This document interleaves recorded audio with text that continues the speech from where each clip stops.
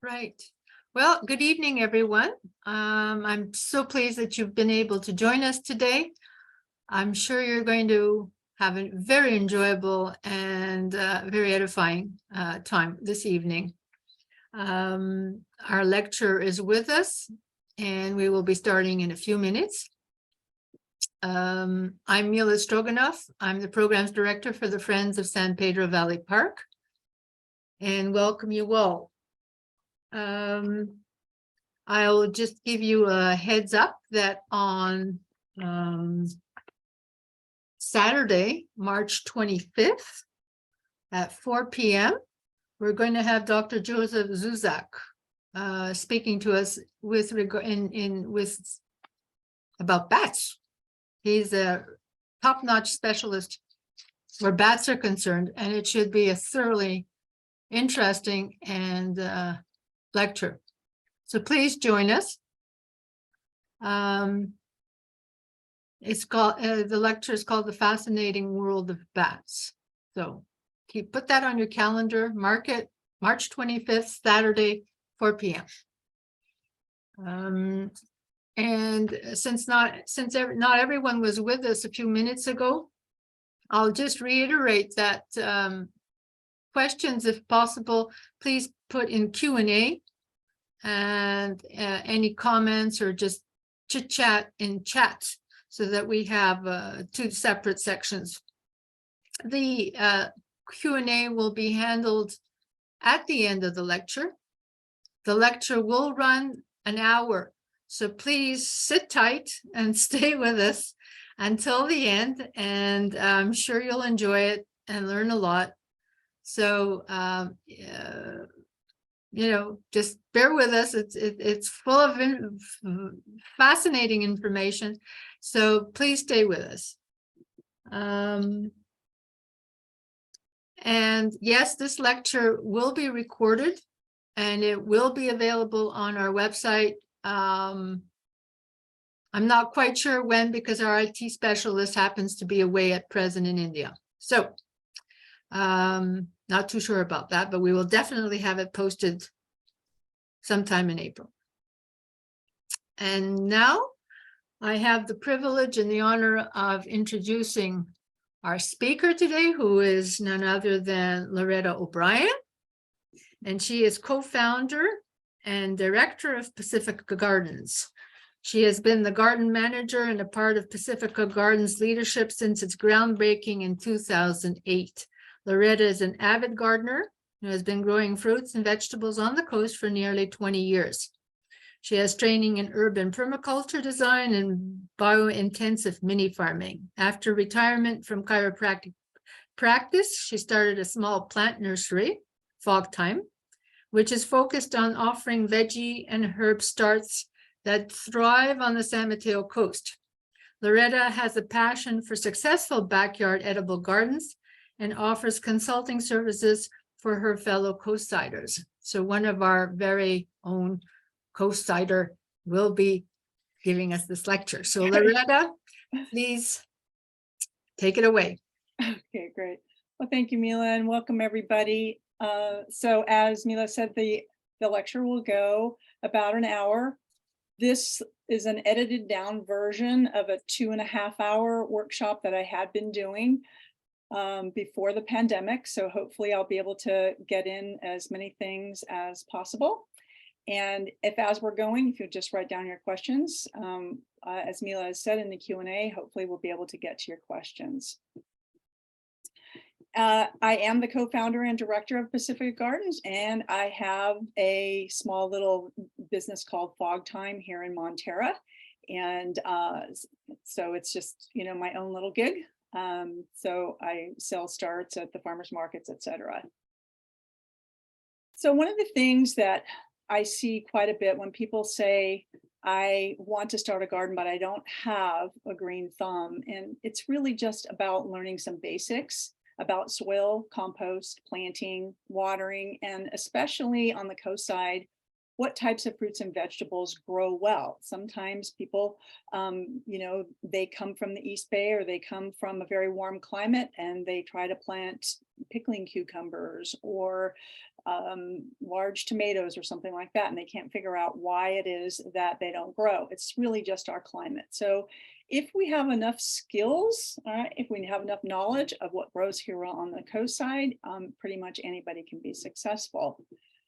There are many, many benefits to backyard food growing. Obviously, family engagement, something to do, get outside, healthy eating, feeling of self-reliance, right? You can also enhance your own food security. We reduce, quote, food miles. If you're growing your kale and your veggies in your own backyard and going out and harvesting them just before you eat them, you have practically 0 food miles, which is great for the environment. Well, also, when you dig up your lawn, all right, you reduce your lawn, which is nothing more than a water sucking apparatus. And so it's also beneficial for that. And community. You will probably grow more than you can eat, and then you'll get to know your neighbors. Some of the benefits and the challenges of growing on the coast, we're going to go over a few of them. We have a very narrow temperature range. We have usually between 50 and 60 degrees. Which is sort of like the good news and the bad news, but it allows us a long main growing season. So we can actually be growing from 9 to 10 months.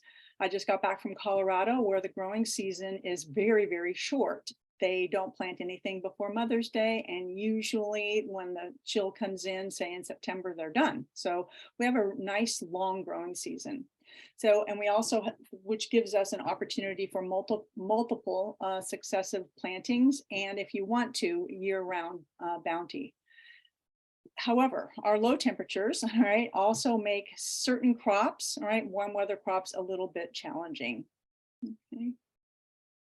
So we have very little frost. Okay, and so we can overwinter many crops. Like right now, I have kale and chard growing in my backyard, and parsley, and a bunch of herbs. However, we do have low chill, what we call low chill hours. The number of hours that we get that are right around 45 degrees. This year we have no shortage of chill hours, but typically we have, because of our low chill hours, some fruits and some berry choices will actually be limited. We have fog. So unless you're way back up in the valley or in a very, very super sunny spot of Pacifica, you can pretty much plan on fog. We're usually going to get fog, as you know, from July through September. So crops that need a lot of heat and sun can be challenging. So the extra air moisture, right, can sometimes cause difficulties with powdery mildew, the curing of things like onions and garlic. If you want to try dry beans, that can be a little bit of a challenge. And of course, if you're going to grow grains, okay, so oats or something, that's quite challenging. This image here to the right are 2 crops that do fairly well. But you can also see the lovely fog here. We've got some sunflowers and we have some cannellini beans. Okay. Salt. If you are very, very close to the ocean, and you actually know, like, you have to clean salt off the windows of your home, you're pretty close. You're probably going to have to limit your crop selection to plants and vegetables that are salt tolerant. Most of our gardens are going to be exposed to wind, and recently excessive wind. So we're going to have to figure out how to shelter our garden. I have a few recommendations. If you are interested, I'm just going to go very, very quickly. The sort of 4 or 5 resource books, actual books that I recommend. One of them is How to Grow More Vegetables by John Jevons. This is the book on biointensive, the grow biointensive technique, and really lends itself to small gardens. Golden Gate Gardening by Pam Pierce is what I call it required reading for all backyard food gardeners. Pam has been growing in the cooler climates of San Francisco Bay for a lot longer than me, like 35, 40 years. And she has, it's a great book on planting times in the foggier climates and in the sunnier climates of the coast side. If you want to expand a little bit and you really get into it and you want to have a small home, like a home scale permaculture, this book called Gaia's Garden by Toby Hemingway is excellent. When you get into your own composting and you want to learn more about the soil food web, Teaming with Microbes is the book to go to. If by chance you have access to the California Master Gardener Handbook, it's a great resource for more details on soil science, water management, propagation, weed science, and integrated pest management. So tools, if you are very new to gardening and you're trying to figure out what to buy, I always say buy the highest quality that you can. You're going to just need some basics, a spade, a digging fork, maybe a rake, and some small trowels and forks. Buy stainless steel if you can, okay? Inexpensive plated or painted tools just rust and they peel quickly and you end up literally peeling paint out of your garden bed. So buy the best quality that you can. So we're going to talk, we have a few slides here talking about how to site your garden. So we all have our yards, and for the most part, they are the way they are. So you have to kind of look around at your either your front yard or your backyard, wherever you have the most sun, and try to design or place garden beds. So we'll talk a little bit about your garden size, the siting of your beds, the hours of sunlight that's required, and we're going to focus really on raised beds. Most of us on the coast side have gophers. So the in-ground dug bed becomes a little bit of a challenge unless you have a lot of space and you're willing to share with the gophers. When you're first learning, start small. So set yourself up for success. Don't try to transform your entire backyard, all 1,000 square feet of it, into a garden, into a vegetable garden this year. Do it a little bit at a time if that's what you want to do. Right? Maybe begin with 1 or 2 beds. Usually I would say a couple 3x3 beds or whatever size actually works for you. Or if you have very limited space, you can begin with a couple of large pots or barrels. And like I said, expand your garden as you are successful and develop some confidence. There's nothing more frustrating than putting in a lot of work and kind of like not really knowing what you're doing and then making mistakes and then having it fail. So set yourself up for success and it'll be very, very rewarding. So consider hours of sunlight. As we know, we just came into daylight savings. The days are getting longer. And so this is the beginning of some nice growing. We'll have plenty of sunlight. We really do want to find the sunniest location as possible. And if you can choose a southwest location for your garden beds, that is optimal. So some things that we need to know about how much sunlight vegetables and fruit need. So fruiting vegetables like beans, tomatoes, squash, they're going to require about 6 hours of sunlight daily. So translate that into the foggy climate. We're going to need, those crops are going to need 8 to 10 hours of what we call, direct sunlight, okay, or full sun, unshaded. So as you can tell, those are going to be the crops that are going to be growing in the middle of our growing season. So that May, June, July, okay. Shade. So some of us, like myself, I have a neighbor that has this giant tree in their yard, and it shades my garden almost all year in the afternoon. And I love that tree because that's where the birds live and the squirrels entertain me. So I kind of have to work around it a little bit. So I usually plant my leafy vegetables that need less sunlight. So for instance, lettuce, arugula, chard, kale, and spinach, they're only going to need 4 hours of full sun each day. So kind of take that into consideration. So my bed that gets shaded, I put half of that bed. I might put something in like, beans or squash or something in the sunny part of it. And then the other part, I'll go ahead and put in my leaf crops. Wind, okay? So if you are in a very windy area, you might have to figure out a way to deal with wind screens that are not going to shade. Now that seems kind of counterintuitive, but they can be developed. Or we can do something like this. I have a neighbor that actually has tented their beds to keep salt spray and wind under control. Okay. So as I said, if you're close to the ocean, your garden is going to be exposed to salt and salt spray. And also some of the salt tolerant vegetables that will grow fairly well. Things like beets, kale, spinach, chard, collards, asparagus, although asparagus takes a little time to get going, and pretty much all of our brassicas. So that's going to be your broccoli and your cabbage. And so those things will do well. Lettuce and potatoes and peas. So that's still quite a bit. All right. So we have peas, carrots, onions, squash, and cucumbers. So all is not lost.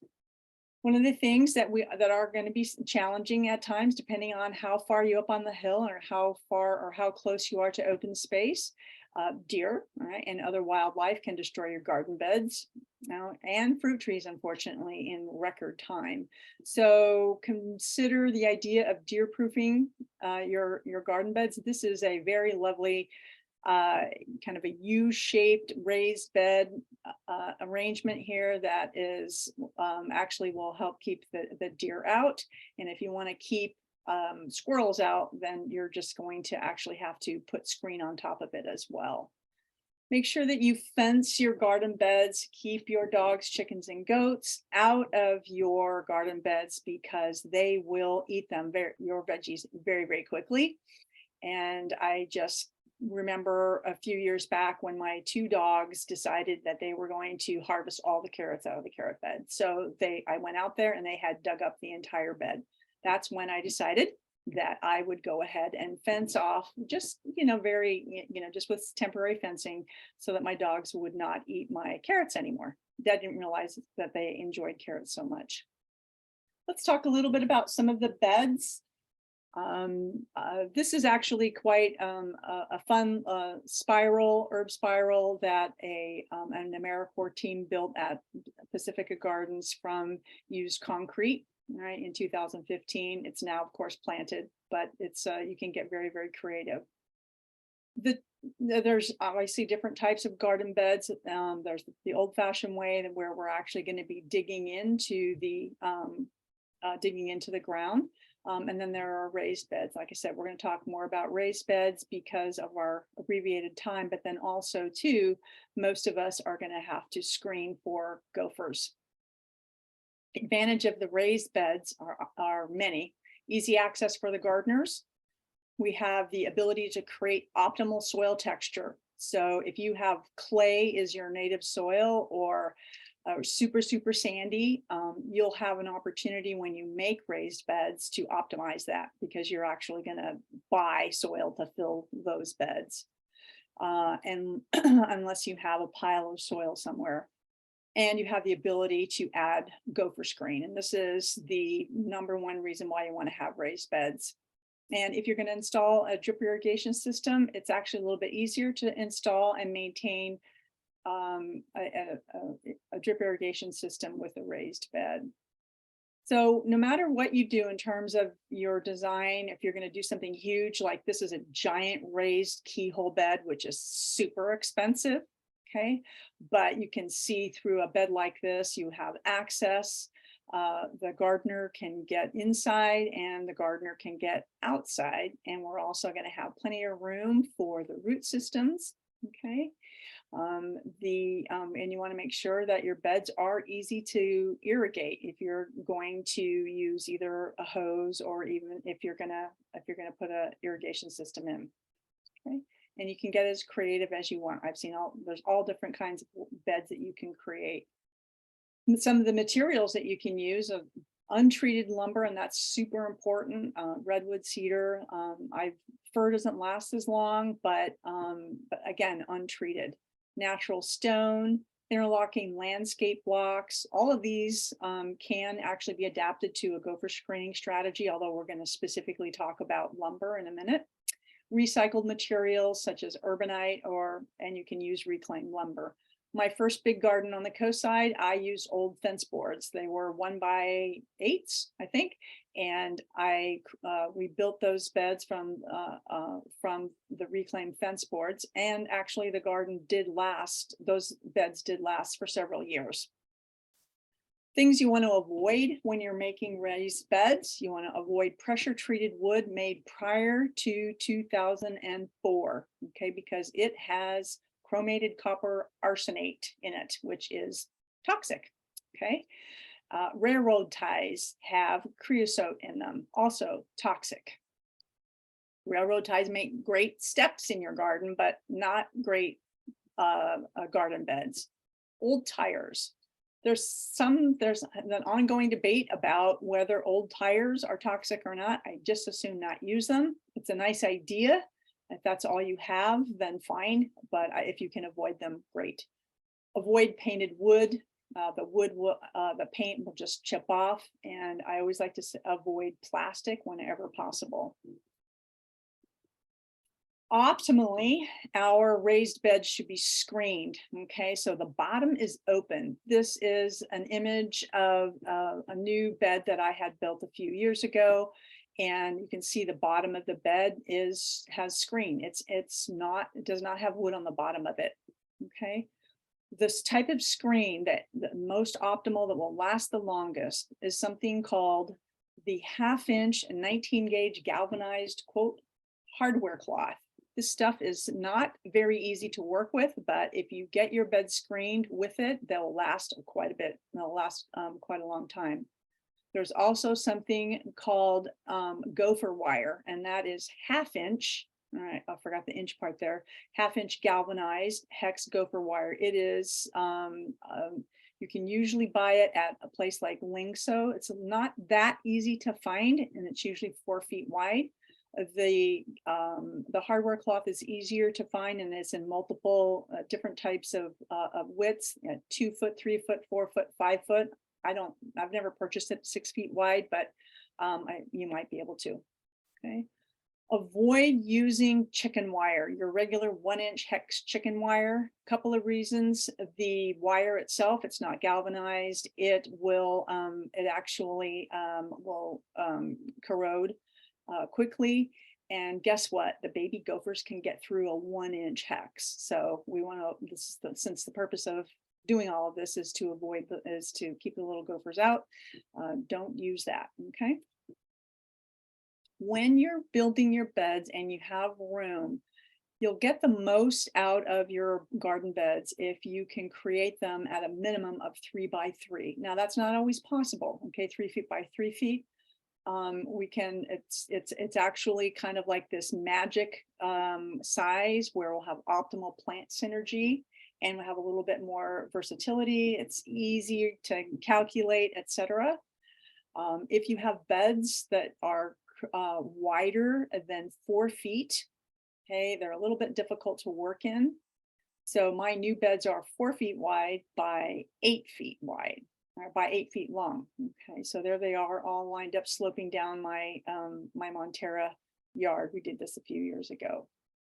So if you have smaller beds, okay, they can obviously be used for leaf crops and smaller plants. The larger beds are gonna be more conducive to some of your crops that like to wander, like your squashes, and sometimes your beans kind of wander off too as well. The height, okay, so this is key. If we're trying to keep the little gophers out, the best thing is to try to get those beds a minimum of 12 inches high. Okay, gophers can jump into beds that are less than 12 inches tall. And all right, and sometimes if there's something that they can climb on, they can even climb, over 12 inches as well. The taller beds are a little bit easier to work in. So like an 18-inch bed is easier to work in than a 12-inch bed, right? A 24-inch bed, even easier. But keep in mind, the taller the bed, right, the more the materials that you're going to need to build, and the more soil that you're going to need to fill it. So my beds are 18 inches high. They are made from 2x6s. And I have 4x4 corners and 2x4s on the side holding them in. Consider path space when you're designing your garden. Allow enough for you to be in there. Okay, so it can be a little bit frustrating if your beds are too close together. You kneel down, you accidentally, your foot goes in the bed, or you sit on your plants accidentally. It becomes a little bit challenging. So I always suggest that we have like a 2-foot minimum, right? That's usually pretty easy to work in. And if you want a wheelbarrow to roll between your beds, right, make sure that it's at least 3 feet wide. Or if you have a kind of small, narrow wheelbarrow, right, just make sure that you can get your wheelbarrow through there. Your path spaces should be porous. Okay, so if you're going to put your garden beds onto your lawn, just leave your lawn, okay, or whatever it, just leave the lawn there. And you can see that kind of principle if you come to the Pacifica Gardens. That's exactly what we did. Okay, you can maintain your lawn paths if you want, just by mowing them or weed whacking them. You can also install stepping stones or gravel it, or use some chips. If you concrete your path spaces, you're going to create a lot of runoff. You're going to waste a lot of water. It's just not a good idea. So this little garden over here, these paths are wide enough to work in, but they're not wide enough to get a wheelbarrow in. So just take that, like I said, take that into consideration. All your raised beds should be placed directly on the ground. Don't place your raised beds on concretes or decks. I just kind of mentioned that. There's very little room for the plant roots, okay, and water runoff. When you place a bed like this purple one onto your patio, that bed has a bottom to it, which now has completely limits the space for the root systems. Okay, whereas I'm going to go back here for a second. Whereas this bed here, it has gopher screen in there, but there's 1/2-inch spaces, so the little roots can go down into the soil. So you're going to get healthier plants that way. Create some sort of, have an idea of how you're going to water it. So are you going to use your hose and a nozzle, or are you going to create some sort of a drip irrigation system, or use soaker hoses, or a combination? When you're first starting out, if you're going to start a very small garden and this is your first garden, I would just say figure out a way to hand water it. It'll be the easiest. As your garden gets bigger, as you get more confidence, drip irrigation systems for small backyard gardens are pretty easy to install, and they can, help you quite a bit. You can, be gone and your garden will get watered. Okay. One thing we want to kind of avoid is the idea of overhead sprinklers. Okay, they're prone to water waste, evaporation, and they can also promote mildew and fungal growth. We'll talk a little bit more about watering technique if we have time. Okay, but just like I said, if this is your first garden, maybe just plan on hand watering. It's pretty straightforward. Growing in containers. So if you have very, very limited space, or you're just like, hey, I don't think I want to really dedicate a lot of time or resources to building a garden bed, I think I'm going to see if I can grow some stuff in containers. So edible gardens obviously can be created in small spaces, right? And they also will allow for more physical accessibility for the gardener.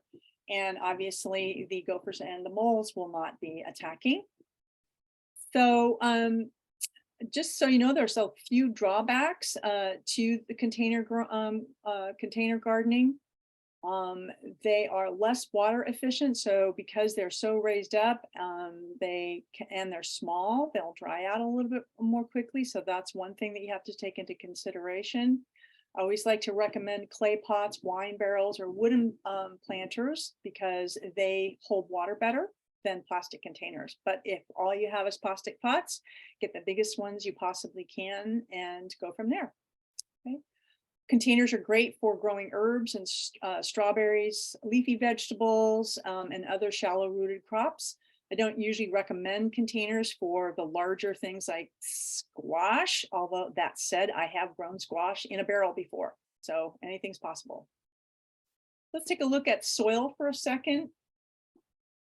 So lots of questions. If we're working under the assumption that most of us are going to have raised beds, we're going to end up having to fill them. But that doesn't mean we don't have to take care of the soil. So soil that has sufficient organic matter and living soil organisms will hold water and provide optimal growing environment for our plants. So improving the condition of your soil, even if you had to buy it and put it in, right, is going to be important for a healthy and water-wise garden. The goal is to create soil that is living. And we've all gone into our garden, we've got, grabbed a handful of soil and we've seen earthworms. So that is a great sign that we have living soil.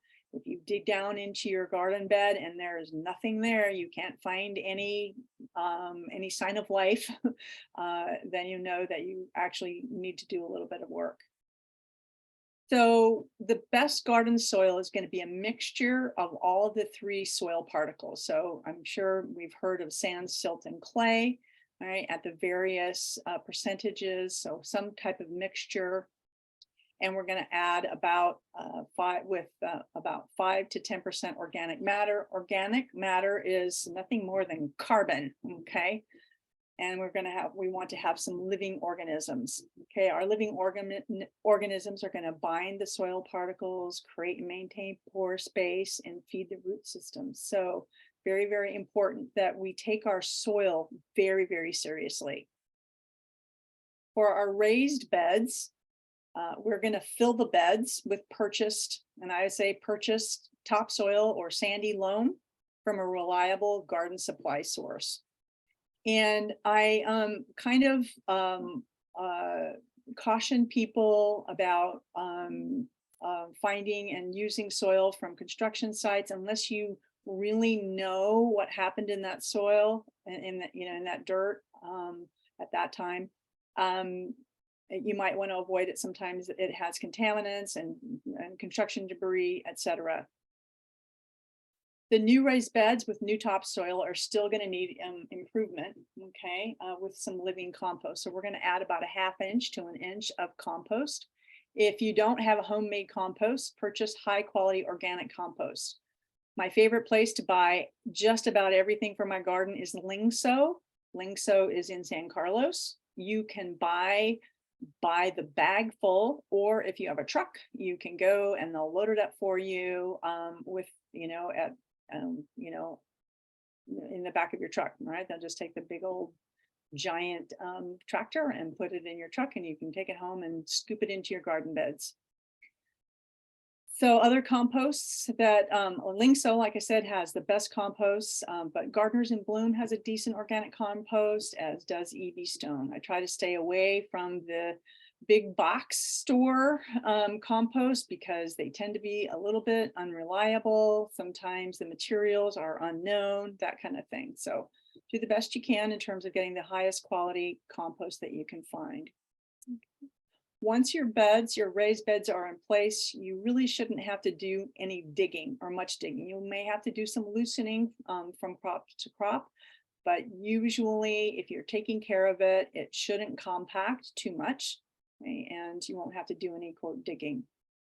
If you're going to be using pots and small containers, you'll try to find a purchased soil mix specifically for container gardening. You can also make your own container soil with 1/2 sandy loam soil, that you can purchase, and 1/2 compost. And just remember that generally container gardening is going to require more compost and organic fertilizer because the space for the root systems is limited. Okay, and when you're watering, a lot of times the nutrients will literally just wash through the pot. So those are some disadvantages of container gardening. You will at some point probably need to use some amendments in fertilizer. I like to use as few as possible in my own home garden. I rarely actually use box fertilizers and amendments. I almost exclusively use my own homemade compost and my worms, my vermiculture from my worm bin. Okay. So some of our organic fertilizers that we use at the big garden sometimes are alfalfa meal and kelp. And you can find some good quality organic fertilizers at local stores. And some of the reliable ones are those same companies, Dr. Earth, EB Stone, and Down to Earth. They all have really good organic fertilizers. One thing when you first are beginning is the tendency to go, oh, I'm going to fertilize. A little bit's good. A lot is a whole lot better. Well, not so much. Okay, you're going to end up with giant things, giant leaves. And unfortunately, you may end up with very little actual fruits, right? Beans and that kind of thing. Or you'll do what I did and you'll have these massive leaves on your bean plants. And then all of a sudden one day they'll just die. Okay, so just want to make sure that you don't over fertilize. Avoid using fresh manure. Sometimes we have chickens, sometimes we know somebody who has a horse, or we can get manure from our friend that has goats. If you do, that's great, but put it through your composting system or let it age for about 3 to 6 months. Okay, don't just put it straight into your garden bed. You actually burn your plants. After you have your garden soil in place, don't let it just sit there. Okay, we want to keep it moist and we want to keep it shaded. Okay, so garden bed soil should not be exposed or empty for long periods of times. Okay, empty beds lose moisture, and when the bed dries out, you lose your living organisms. It needs to be moist. Okay. We use a lot of row cover. This is shade net that we use at the big garden. I use shade net and agribon over my beds all the time to protect the soil when I have new seedlings in them, or I'm not going to be able to plant something right away. Say I pulled out a crop and I haven't quite got everything ready. I'll put a shade net over it just to keep the soil living. We just have a couple of slides here on composting because I really want to encourage people to do their own composting. It's really not that hard. Okay, we don't really have time to go over the sort of like the process of how to compost due to our time limitations. But if you can figure out a way to learn to compost, I think that you'll be quite a bit happier with your garden. It will improve your soil, and it grows healthy vegetables, and it also saves water and money too. If you find yourself, having to traipse on over to the garden store, the nursery, every time you want to plant something, it can get pretty expensive, but you can make your own compost. Okay, home composting reduces waste. Okay, home compost is full of beneficial organisms, the bacteria, fungi, and earthworms, and because it's not heated to high heat, it is living, and which is the best type of compost. You can then also select the materials that you want in your compost piles. Right? If you don't want, icky cypress or whatever in your compost pile, you don't have to put it in there. Okay, and it really is easy once you get started. Compost is nothing more than decomposed organic matter. It is the natural process of recycling organic matter, leaves, and vegetable scraps, right, and becomes black gold. Good compost is going to provide nitrogen and carbon and other nutrients to grow healthy vegetables. Compost reduces the need for fertilizers, both chemical and organic, and compost will improve your soil over time. Okay. And not that we're at this particular moment too concerned about water shortage anymore, thank goodness, but California is routinely in drought. Compost helps save water. If you don't know how to compost, right, take a class. San Mateo Master Gardeners often will offer classes. You can contact the San Mateo County Office of Sustainability. They also will have classes. Right, there's the link there. And keep an eye out for Pacifica Gardens, because hopefully we're going to be working with the master gardeners in this coming year, and we may actually have a composting class. So learn to make compost. So now the part that we've all been waiting for. Let me check my time here real quick. Okay, here we go. Even talking as fast as I can, I'm still going to be over. What should we grow? Okay, we always say, like, grow what you like to eat. Okay, we're obviously going to be concentrating on edibles that grow well in our coastal climate. And I'm going to encourage you to grow crops that are going to attract pollinators, right? Are going to also attract beneficial insects that will help with pest control and what we call, quote, sustainability. Okay, we're going to start with a few veggies that are likely to succeed. Okay, like I said, you might want to wait on some of those warm weather crops that you're kind of eager maybe to test out, like tomatoes. One thing just over here, we have scarlet runner beans. I don't know if you've ever seen scarlet runner beans. They are a pole bean. They produce obviously beautiful red flowers. The beans themselves can be eaten green, or you can let them. They are actually one of the very few beans that dry well on the coast side. And the bean is this beautiful red and dark purple speckled bean that you can make soups with, put in salads, that kind of thing. It's a very highly successful on the coast side. So think about scarlet runner beans. Grow what you like to eat, okay? Begin your gardening experience by growing veggies that you and your family will like and will eat. Okay, if you don't like kale, don't grow it. That said, sometimes when you grow something, it even tastes better, right? I had a friend who had a 2-year-old or a 3-year-old daughter who went out one day and grabbed a collard leaf and sat there and ate it right in the garden. So who would have ever thought that a small child would eat a collard leaf? But they grew it, and so she decided that she was going to try. Okay, so we live in cool weather climate, so we're going to concentrate on the cool weather crops that thrive here.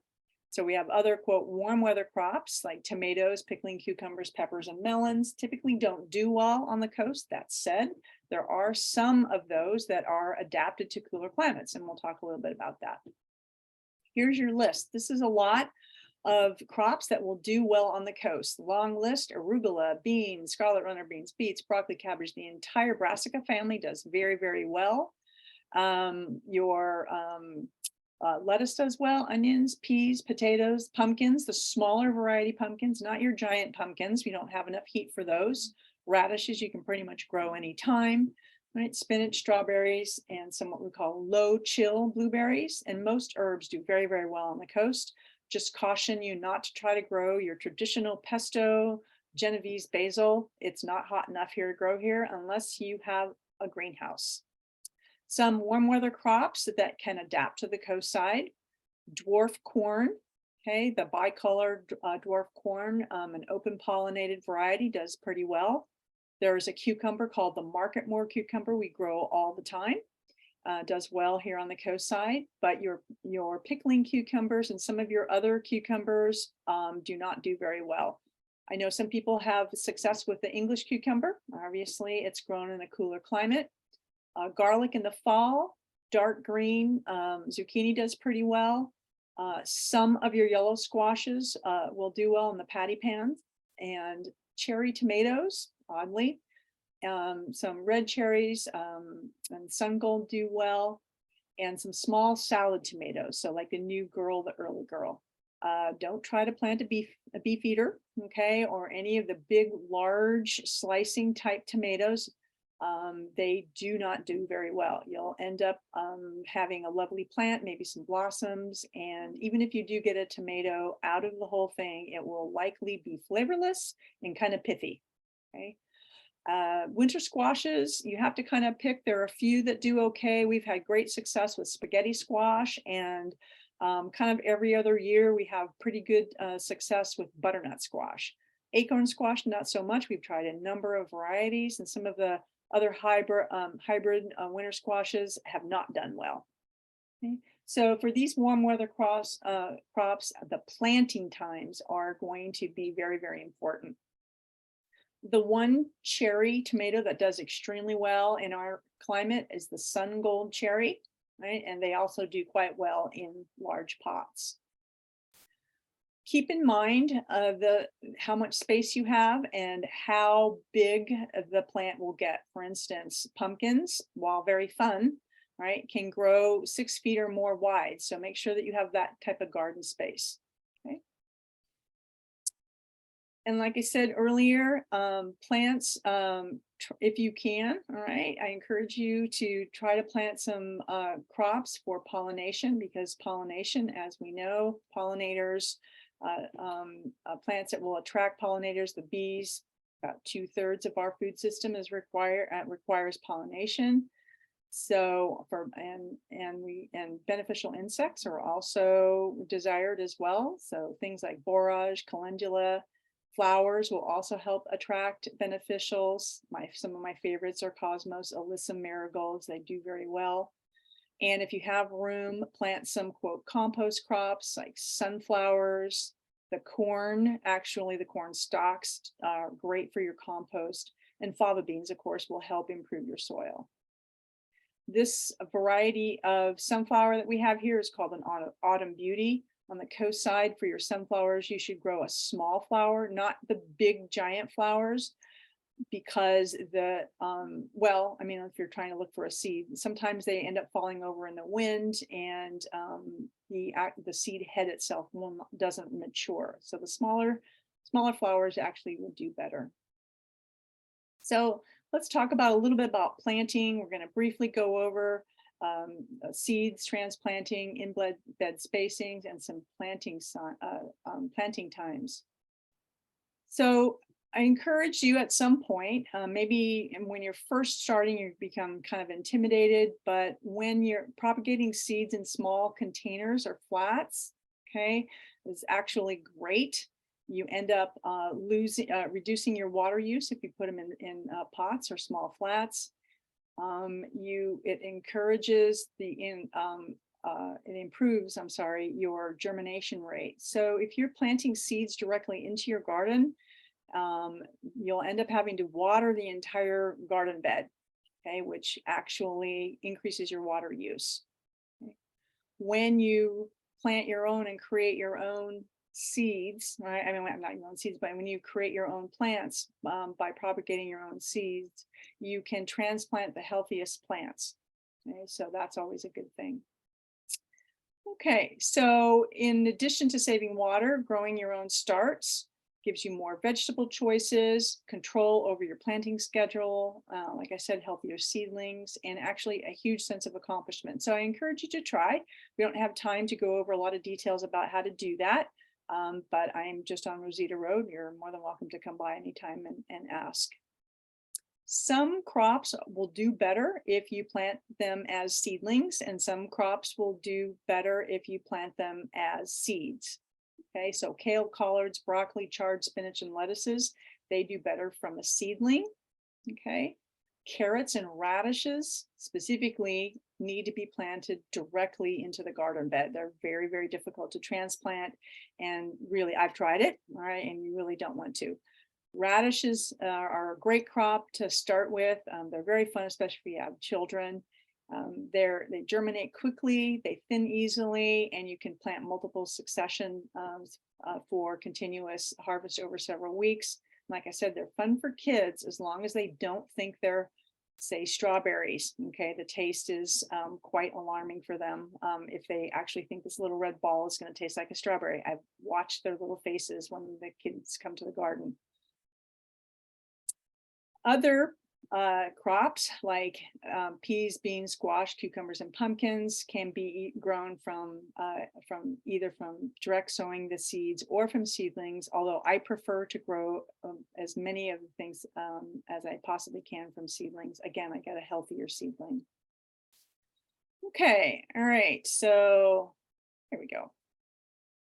Transplanting. So I want to talk just a minute about transplanting, because when you're first starting to learn, you're like, oh, gee, now what do I do? Okay. know that your seedlings are ready to transplant to the garden, right? When there are at least 2 true leaves, right, and the plants are a couple inches tall. So this image here on the right is actually 2 squash plants that are actually planted too close together. But what you can see here are 2 what we call the cotyledons, which are these ones right here. These are the first leaves that come out from the embryo of the seed, and then we end up with 2, right, true leaves. Okay, so, and this is a nice vigorous little plant ready to be transplanted. Well, somebody's already transplanted them, or it looks like they probably grew them from a seed. But anyway, these are too close together, but this is what it would look like. This is a squash plant. Okay. If you start your own plants, right, if you start your own seedlings, you're going to probably have them in a warm spot, either in your little greenhouse or in your windowsill. And we need to harden them off, especially now during the spring. It's still way down in the 50s, right? So, and it's 60 or more in the house. So you're going to harden off. And what does hardening off mean? You're just going to bring the seedlings outside for the middle of the day, kind of let them get used to the climate. You'll do that for a couple of days, and then you'll leave them out, all right, one night, all night long. Hopefully it's not a freezing night. And then you can put them into your garden bed. The best time of the day to transplant is in the early evening, not midday, not when the sun is pounding on your soil. Okay. And the soil should be moist, but not muddy. This is another thing. Please make sure that you don't transplant into dry soil. Okay, that's what will happen, is that the plant will really go into transplant shock. The moisture from the root system will just be sucked out by the dry soil, and the little seedling will definitely suffer. Transplanting. Okay, so this is a little bit of, this is me. I'm leaning into one of the garden beds there. Gently remove your seedling from the pot by just turning it over into your hands. You're going to create a planting hole with your trowel. Place your trowel, this one here, all right, at about 45 degrees to the soil level. Okay, then you're just going to pull the trowel toward you, and on the back side behind the trowel there's going to be a hole open up, and at that point you can drop your seedling in. Okay, so, and then most of the time, if you've gotten your trowel deep enough, what will happen is that it will when it's a little bit of practice, okay, your seedling will drop in and the soil level will be right at your leaves. And then you're just going to gently pat around the edge, okay, and water gently. Right? So avoid digging a hole. If you've ever tried to transplant something and you try to dig a hole, the hole usually will try to fill back in, and then you end up kind of cramming the little thing in there, and it feels kind of unsuccessful. Okay, so if you just do this 45-degree, open the hole, drop the little seedling in the hole behind you, you should have great success. Okay, so we'll talk a little bit about bed spacing, the in-bed spacing. So vegetables have different spacing requirements depending on how big they get, depending on how big their root system is, and how much light and water they need. So knowing the proper bed spacing is important, okay, to this success. So beans, for instance, are going to be about 6 inches apart. Radishes, 2 inches apart. Okay, so it just depends on the vegetable itself. If you have room, and you can use something called the hex pattern, you'll optimize your garden space, right? And based on the in-bed spacing dimensions for that particular crop, it'll assure the proper space for each plant. Okay, and it's going to, though, when they're planted in this pattern, you can see what will happen is that as this is like a lettuce or whatever is getting bigger and it's right planted on that hex pattern, it's going to create its own living mulch, if you will, which will help reduce the weeds. Okay, we'll talk about mulch in a second too. So in our drought, a drought state like California, and in the drier climates in the desert, mulching is really a requirement. So we hear a lot about mulching. It's super important. Mulching here on the coast side, I caution you, in a cooler climate, when we have lots of air moisture, sometimes the mulch, if it's too thick, can reduce the air circulation and attract slugs. We have that happen periodically. Okay. So if you are going to mulch, which again, if you have the plants are sort of like this right now, you get a little bit of mulch here. But once they get large, right, you're not going to need that mulch. Okay, you can remove it. Organic mulches need to be free from pesticides and herbicides. There's lots of options. Straw, rice straw is preferred. Leaves, okay. So here on the coast side, we don't have very many deciduous trees. We don't have maple leaves hanging around at the end of the season. So sometimes they're a little bit hard to come by. So you can use straw. If you want to buy coconut coir, you can. I try not to buy mulch if I don't have to. And if you do have a lawn and you are mowing, take your lawn clippings and dry them out, right? And you can use those as a mulch as well. Okay, so if you want to do a screenshot of this, that's totally fine. So we have the approximate spacing and days to maturity for our common cool weather crops. You can see the various differences here. Beans are closer together, beets, right? And then we end up with cabbage. Sometimes that's 15 to 18 inches. The actual cabbage itself that you're going to harvest is going to be a lot smaller, but the big leaves, right, you're going to end up needing about 18 inches.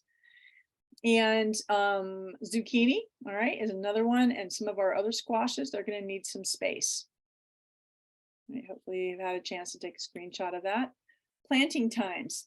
So again, I want to spend some time with this, and we might go over here a bit.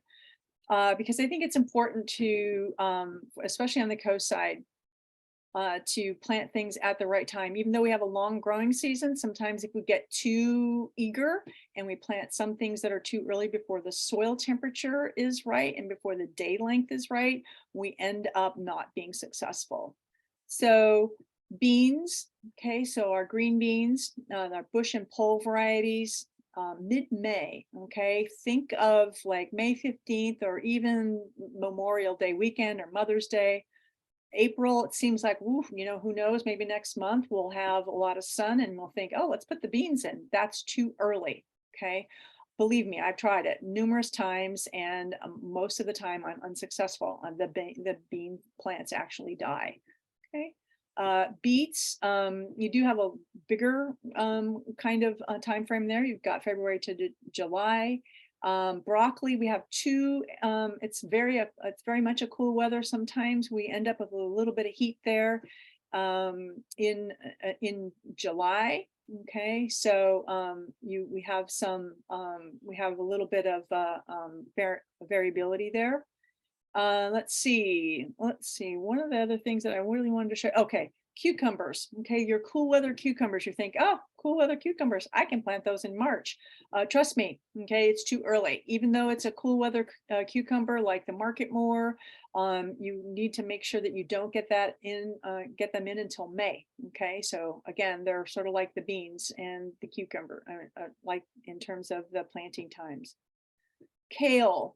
Okay, so kale is one of those pretty much, I mean, you know, late January, July, that's totally fine. Lettuce, honestly, if you're in a very foggy area, you can pretty much grow lettuce anytime, right? Bunching onions, June to September. So when I say bunching onions, I mean scallions, okay? Parsley does very well, get it in late August. I've even actually planted it as late as September. It overwinters very well. Now your peas, okay, peas, you've got a nice big area, a big time frame there, February to August. So if your garden is ready to go and not in a puddle right now, you can get peas going. Now for your pumpkins, you'll need to get them in like mid-April, okay? So the earlier you can get your pumpkins in, all right, in the mid-April, the better off they're going to be, okay? Ideally for your pumpkins, you want to get the plants themselves pretty well established before the fog rolls in, Okay. And then then there'll be the foggy season. And then, and then when it stops being foggy in sort of September, then your pumpkins can actually mature a little bit more and turn orange for October. Radishes, you pretty much can plant anytime, although I mean, like I wouldn't plant them in December, but you've got lots of leeway there. Spinach is, we got kind of like 2 times for there. Spinach is definitely a cool weather crop. You've got February to March, and then you can do later for a fall planting. And if you're going to try some of those cherry tomatoes or those early girls, don't put them in before May, okay? And you've only got till mid-June to get them in, right? Otherwise, you won't get any tomatoes. The zucchini and the other summer squash, again, all right, April to June. Right? Get them in any later than June, you're going to hit foggy season. The days start getting shorter, and you'll likely, if you do get fruit, they'll be kind of small. And if they have to produce quite a bit during the main part of the foggy season, you're gonna be susceptible to powdery mildew. Okay, so those are some of the common ones. Okay. Now, I just put together, if this is, I won't spend too much time on this, but this is a way in which our, you can, if you're a beginning gardener and you're thinking, gee, how am I going to do this? And say you want to put two beds together, a 3x3, and maybe have a couple large pots, you can create a nice little edible garden for yourself. One with the so-called cool weather crops and one with the so-called warm weather crops. So in your cool weather crop bed, you can do some snap peas, kale or chard, some lettuce, some carrots or radishes. And in your warm weather bed, you can do a couple of cucumbers. Your cucumbers are going to need to be trellised, okay, because they climb, right? They have these little feelers and they'll climb up and grab things. Zucchini, all right, and your yellow squash. You're very or 2 zucchini, if you like a lot of zucchini. If you've ever planted zucchini before and it's been highly successful, you know that when it's producing, you need to get out there every day. Otherwise, you end up with baseball bat, large zucchini, and they become a little bit difficult to get rid of. Green beans, a row of green beans, about 6 plants. That'll be great. And in your 2 pots, do 1 cherry tomato, most likely say a sun gold. And then in the other one, you can do some strawberries. Both of those do very well in pots. And then here you'd have a nice little sort of a balance, right, of the greens and the peas and the beans and some squash. Okay, very, very briefly, like I said, watering. We're going to recommend for our beginning small gardens that we actually do hand watering. Okay, so if we think of in our brain anyway, we want to think of watering the soil. It's the soil that we need to keep optimal. We're not actually watering the plants themselves. Okay, all right, so hand watering, there is an advantage to that. We can nice and even, all right. The gardener themselves can adjust the amount of water. The best time to water is about 3 hours before sunset. Okay. And if it's super foggy, if it's, July 30th or something like that, and we've been socked in for 4 or 5 weeks, maybe 4 hours. Okay. This is going to help reduce evaporation. It's going to save water. Okay. All right. So the late watering is going to allow the leaves to dry, okay, before sunset and prevent mildewing. Watering at the earliest time at the height of the heat of the day is not recommended, obviously, for evaporation. Okay, avoid strong streams of water. Some of this is actually kind of obvious. It causes erosion and can disturb the plants, right? Plus it wastes water. Okay, so we're not going to go into drip irrigation too much, but if you are adventurous and you want to install a small irrigation system, okay, it's a little bit more expensive, okay, but it very much does save water. You tend to not overwater, okay. The disadvantages are sometimes we get a little bit of uneven watering. Sometimes the lines the maintenance of the system is a little bit annoying, and it makes that hex planting a little bit difficult. Okay, harvesting. Nice. This is the fun part. So some of our crops, our cool weather crops, like our spinach and leaf, and even some varieties of broccoli, kale, collards, and chard, you can harvest them throughout the season. So you're not going to go out there and pull out the whole plant. You're just going to go out there with your snips and snip off a few leaves. So that allows you this great long growing season. And plus you have fresh greens. This is my bed last year. On the left-hand side, I have kale here, actually a couple kinds of kale, and this right here is broccoli. This is dino kale, and this is Siberian kale. All right, other times we're going to harvest the entire plant. Okay, obviously our beets, cabbage, and carrots, right? If you plant your beets in succession or your radishes in succession, sometimes you actually can. So, plant like one row 1 week, and then 3 weeks later, plant another row. You'll actually have them maturing at different times. So it will give you a continuous harvest. Now, this is my giant carrot. Okay. So learn when your vegetables are ready to harvest. Okay. Bigger is not always better. I have grown huge potatoes, zucchini, peas, pumpkins, onions, and carrots. And so it takes a little while sometimes, but if you've ever pick a pea that is over and too large, and it's like very yucky kind of texture, then it's been on the vine too long. Okay, harvesting is always fun for kids. This was a little kindergarten class that we had come to the garden years ago. And my favorite cabbage is the Red Express cabbage, which also is a small head cabbage, does very well on the coast. Most important thing here is to have fun. And it's a great family thing to do together, and just be as patient as you can be with yourself. Okay. If you've never gardened before, it's really not about not having a green thumb, as I said earlier. Okay. It's just about learning a new skill, right? We've all learned how to learn Zoom over the last 3 years. I'm pretty sure we can figure out how to grow peas. So if you want to, I welcome you to come to Pacifica Gardens to learn more. You can visit us at our website.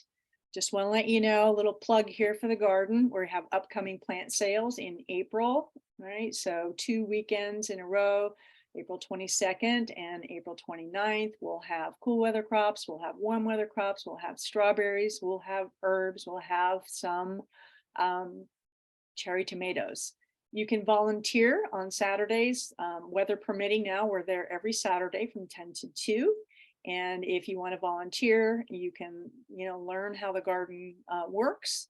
You can help grow food to support our community. Most of the food that we grow at Pacifica Gardens is donated to the Resource Center in Pacifica. Okay, the Pacifica Resource Center, the food bank, or Coastside Hope in Half Moon Bay. If you want to contact me about anything, well, not anything gardening related, but obviously, you can contact me at loretta@pacifica-gardens.org. Okay. So there we are. Okay. I don't know, Mila, if we should maybe just move into the Q&A now. Yes, we should indeed. Okay. Let's see. Well, we've answered the first question. This video, this lecture is being recorded and will be up on the website. Great. So, and then, are there teens who would like to help an elderly person get started with digging project? Can you say that again? I didn't quite catch that. Yvonne is asking as well, are there teens who would like to help an elderly person to get started with a digging project? Oh, teens. Do we, there may well be. We don't actually provide labor for gardens, but yeah, let me think about that. Sometimes we have high school kids that come and do community service. We actually don't have like teams set up, all right, to actually come to other people's houses. That's actually a really good idea, isn't it? I'm sorry, I really can't help too much with that. And then Doug is asking approximate planting times. Is planting seeds or transplanting seedlings? Oh, good question. Those are planting seedlings. Okay. Yeah. So depending on, yeah, so you'll have to start things earlier than that if you're for the approximate times. Good, actually, like, really good question. I should have actually said that. And Doug is also asking any particular variety of garlic for coastal areas. Obviously a fan of garlic. Right. Yeah. Garlic. So the early California, I know it sounds silly, right? The early California does really well on the coast side. I've had great luck with that. We have tried several varieties, and I'm trying to think of their names here quickly, and they're not coming to me. Email me, Doug, and I'll get them for you. But I know in my own backyard, and I get a lot of fog, the early California does very well. Or early California it is for garlic Yeah, on yeah, the coast. yeah. Okay, and Graham is asking what sort of spacing between seedlings would you suggest for lettuce or kale? Okay, so lettuce, it can be if it on your lettuce, it depends on whether you want to grow it to its full maturity. So if you want, like, specifically for, like, say leaf lettuce or something like that, if you want to grow it to its maturity, it's usually 9 inches. If you're just going to maybe snip them as baby lettuces, you can put the plants, 4 or 5 inches apart. For kale, most of your kales, most of like your dino kale, your Russian kale, your curly kale, those all are going to need 12, maybe 15 inches. Siberian kale is huge. It can get, and so that's going to need probably about 18 inches. Wow, Yeah. they want room. Yeah, they do. And Graham was saying, thanks, great talk. And Karen is saying, do you have any additional advice on how to lay out garden space and or pots when all you have is cement, patio, and or deck? Crops to focus on, or how to adjust your pots for optimal sun? Right. Okay. So just with you, if you just like any other garden, kind of, if you're gonna have garden bed, go out there. And so now the days are getting longer. Go out in the morning and see where your sun is. See how long, like, do you have sun on your deck? If you're going to be using your decks and your patios, do you have sun on your decks? And if the answer is yes, excellent. Watch how many hours you have. And so, like I said, we're looking at like the pots and large containers do really, your leaf crops do really well, but they're going to need about 4 hours of full sun. Strawberries are going to do well, right? They can actually, they need full sun as well.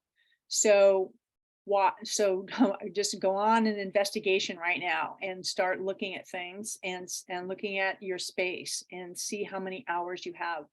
And any area that has a minimum of 4 hours of full sun per day is, you can probably plant something there. You can probably put a pot there. Does that help? I sincerely hope so. Let's see. Yes, thank you, she says. Okay, good. Okay. Well, I think I believe.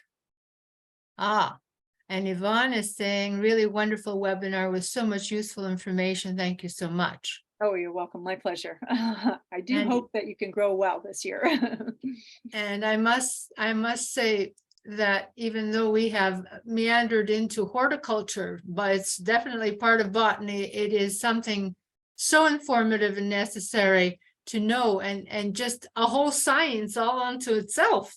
It's remarkable how much information one needs to know in order to do a half decent job. I mean, it's absolutely incredible, you know? I mean, you just don't go out and do it and think that you'll be successful. I don't think it works that way. And I had so many questions and you answered all of them. I'm just thrilled that we had you, had you here to give us this talk. It's just remarkable. It really opened my horizons to realize what one can do, what's possible. So many thanks. Thank you. Let me just quickly check just in case anything has popped in, and then I'll definitely let you go. Doug is asking do you thank you, recommend particular books or websites, but I think you did recommend books. Yeah, I have. Okay, let me just okay. Screenshot this, Doug, if you can. This is kind of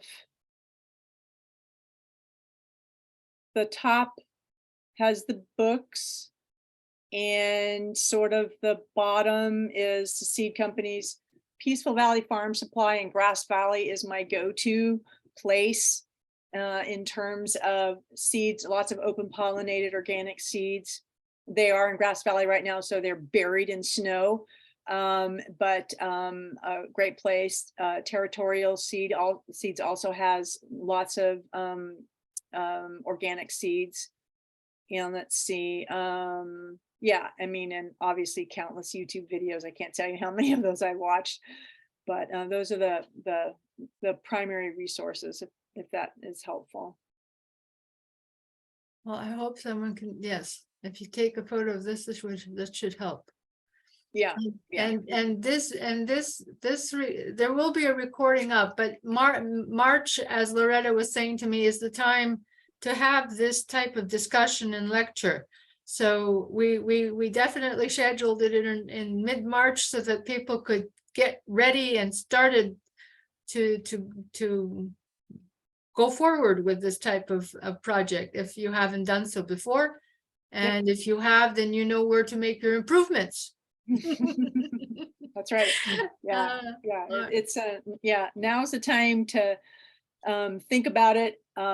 Today is the first sunny day we've had in a very long time, and but it's still early, and you still got plenty of time to get your veggie garden started if you have never started one. So I wish everybody really good luck. And like, I'm at the garden in Pacifica almost every Saturday, and if I'm not there, somebody very knowledgeable will be there. You're always welcome to stop by, ask questions, tour the garden, help, not help, just come visit and see what we have.